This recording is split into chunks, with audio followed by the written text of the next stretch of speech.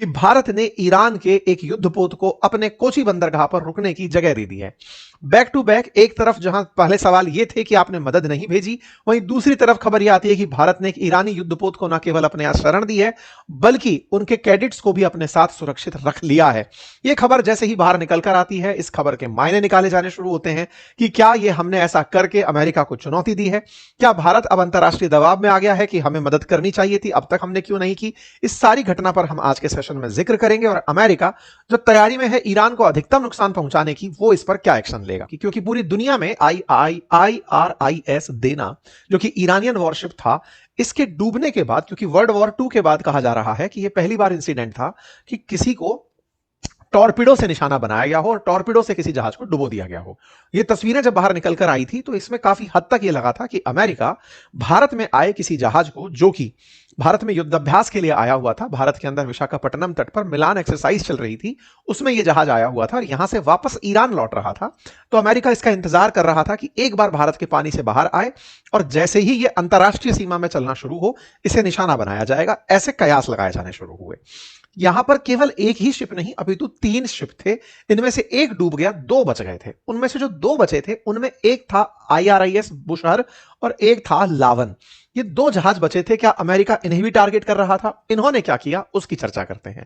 क्योंकि अल्टीमेटली इन जहाजों के गुजरते समय जब एक जहाज निशाना बन गया, तो बाकी बचे IRS लावन और IRS बुशहर, जो भी इस एक्सरसाइज में प्रेजेंट थे, उनके साथ क्या हुआ, यह बड़ी खबर बनती है। खबर है कि उनमें से एक को भारत ने अपने तट पर जगह दे दी है। ये बिल्कुल वैसे है कि अब पानी बहुत ही ज्यादा खतरनाक हो चुका है, कभी भी निशाना बनाया जा सकता है, तो हम आपके पास शरण आकर लेना चाहते हैं। हालांकि इस जहाज ने शरण मानवीय सहायता के आधार पर मांगी कि कोई तकनीकी खराबी हमारे साथ हो गई है, हमें आने की इजाजत दें। कहां पर आकर खड़ा हुआ है? तो केरला के अंदर कोची के तट पर खड़ा हुआ है। कहां से चला था? तो विशाखापट्टनम से चलते हुए निकला था, श्रीलंका के पास से होते हुए फिर ये लौट रहा था ईरान की तरफ जाने के लिए। लेकिन जब ये आया था, उस समय अमेरिका ईरान का झगड़ा शुरू नहीं हुआ था। लेकिन अब चूंकि युद्ध की स्थितियां हैं और ये जहाज वापस लौट रहे हैं, और इस बीच में श्रीलंका के तट पर गाले के नजदीक जब जहाज डुबो दिया जाता है, तो ये अचानक यहां से स्थिति को भांपते हुए मदद मांगते हैं, ऐसा प्रतीत होता है। हालांकि जो बात बताई गई है वो ये कि 28 फरवरी के दिन ही IRS लावन ने भारत से मदद मांग ली थी। घटना 4 मार्च को हुई IRS देना के डूबने की, लेकिन लावन ने मदद 28 फरवरी को मांग ली थी। 1 मार्च को भारत सरकार ने अनुमति दे दी थी, उसे आते आते 4 मार्च हो गई, ऐसा बताया गया। लेकिन कोइंसिडेंस ये है कि 4 मार्च को सुबह IRS जो देना है वो डूबता है और शाम को लावन आकर के कोची बंदरगाह पर डॉक कर जाता है। लेकिन जो रिपोर्ट्स दी गई हैं वो ये कि ये पहले से मदद मांग रहे थे, हमने उन्हीं मदद के तहत इनको रुकने दिया है। लेकिन जो भी इस घटना को देख रहा है, ऑब्जर्व कर रहा है, उसको देखकर यह प्रतीत होता है कि जब देना की सुर्खी निकली कि वो डूब गया है, तो बाकी जहाजों ने तुरंत अपने अपने तट पकड़ लिए और उनमें से एक जो बुशहर है वो श्रीलंका के तट पर पहुंचा और एक भारत के कोची बंदरगाह पर पहुंचा। लावन भारत में जब आया था उस समय की तस्वीरें ये हैं। 26 तारीख की आप तस्वीरें देख रहे हैं। भारत में मिलान एक्सरसाइज थी, जिसके बारे में मैंने बताया था कि भारतीय नौसेना की 13वीं एक्सरसाइज थी ये, जिसमें कि भारत हर 2 साल में एक संस्करण आयोजित करता है। उसका ये 13वां संस्करण था, जिसमें 70 से अधिक देशों ने पार्टिसिपेट किया था। इसकी तस्वीरें बाहर आई थी। 70 से अधिक देश इसमें अपने या तो नेवल शिप्स को लेकर, या अपने सैनिकों को लेकर, या अपने रिप्रेजेंटेटिवों को लेकर भारत में प्रेजेंट हुए थे। उनमें से ईरान भी अपने 3 जहाजों के साथ प्रेजेंट था। यहां पर उस समय की तस्वीरें हैं जिस तरह से विशाखापट्टनम के तट पर यह जहाज प्रेजेंट हुए थे, और उन्हीं में से एक था लावन। देना डूब चुका है जो आया था।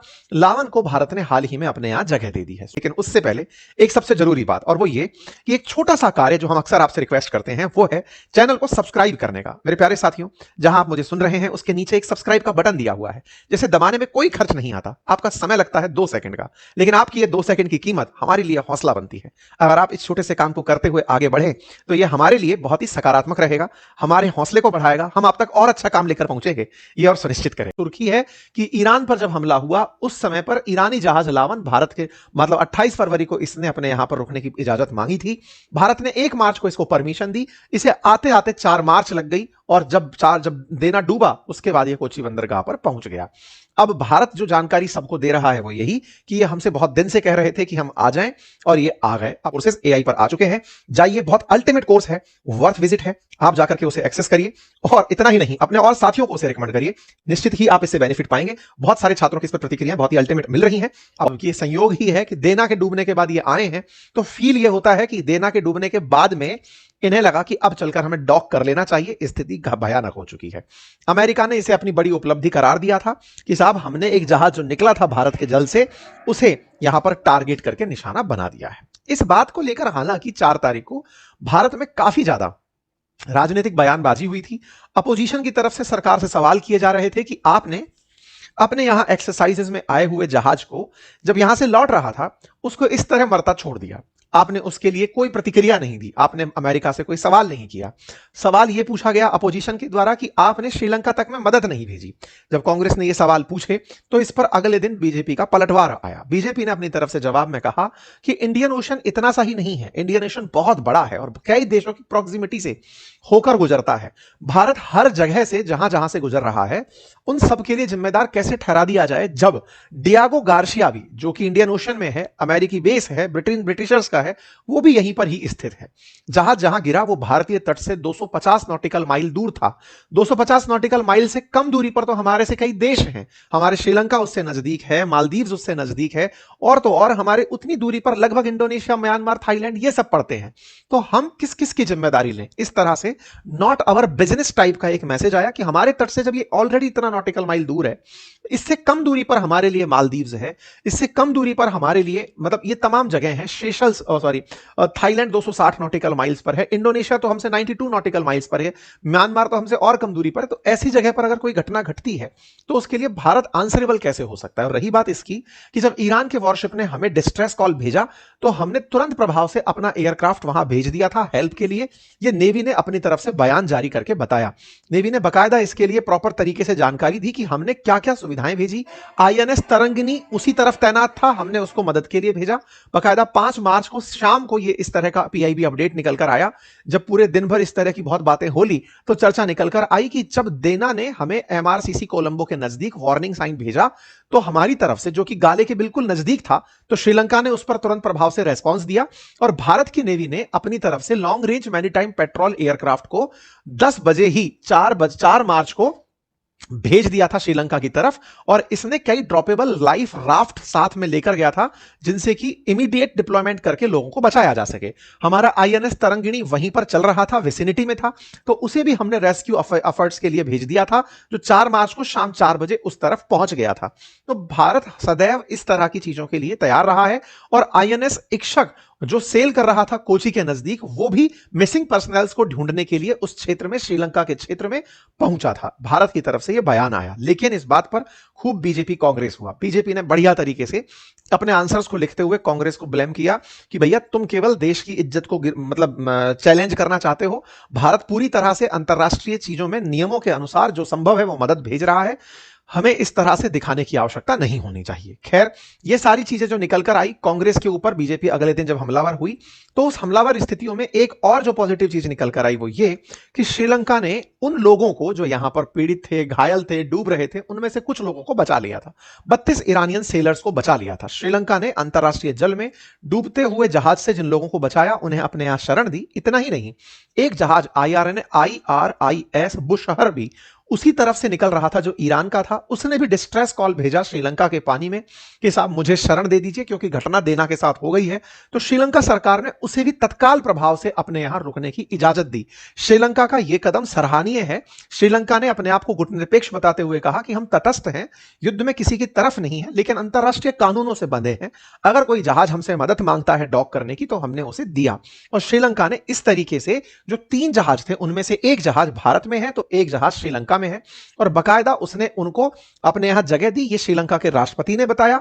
देना में जो लोग घायल थे उन्हें बचाकर अपने देश में लेकर आए। यह अपने आप में श्रीलंका के द्वारा किया गया काफी सराहनीय कार्य है जो उसने इस तरीके से ईरानी पोत के साथ किया। जहां तक बात हो युद्ध की, तो ईरान ने इस घटना पर अमेरिका से कहा है कि वो रिग्रेट करेगा कि उसने किस तरह से हमारे जहाज को डुबोया है।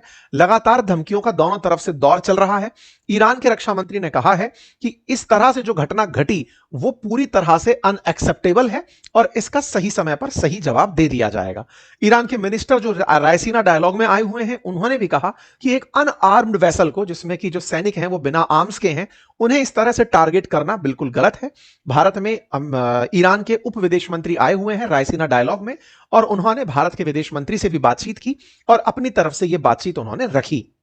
भारत के अंदर रायसीना डायलॉग का 11वां संस्करण चल रहा है जिसमें इस तरह से तमाम नेता आए हुए हैं और जो भारत के अंदर अपना पक्ष यहां पर रखते हुए पाए गए हैं। ठीक है साहब।